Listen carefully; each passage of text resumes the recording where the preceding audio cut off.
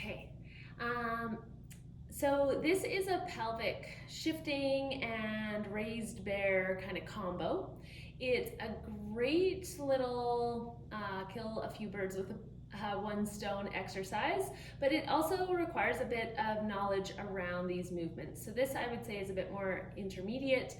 I want to have good sense of control and position in my raised bear, which the raised bear is this guy here, where I'm extending the toes, pressing hands into the ground and lifting the knees. And I want to be aware of how I'm positioning my pelvis and my rib cage.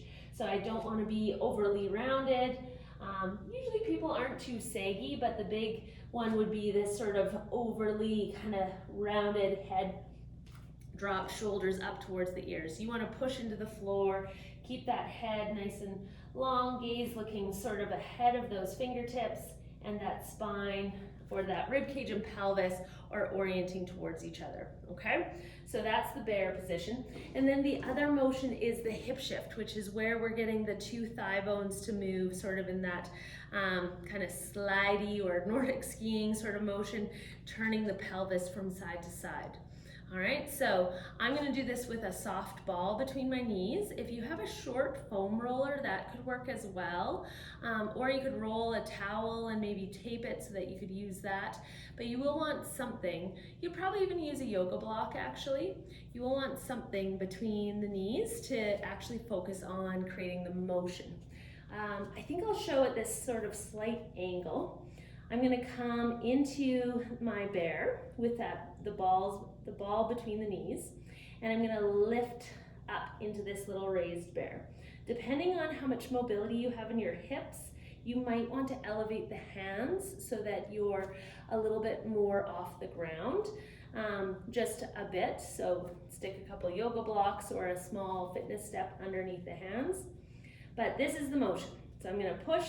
I'm actually gonna be a little bit more intentional with my breath. So I'm gonna exhale, push into that raised bear, and then keeping my thighs perpendicular to the floor, I'm gonna suck, use this inner left thigh to draw and roll that ball up, turning my pelvis to the left, and then I'm gonna suck that right femur up, turning to the right.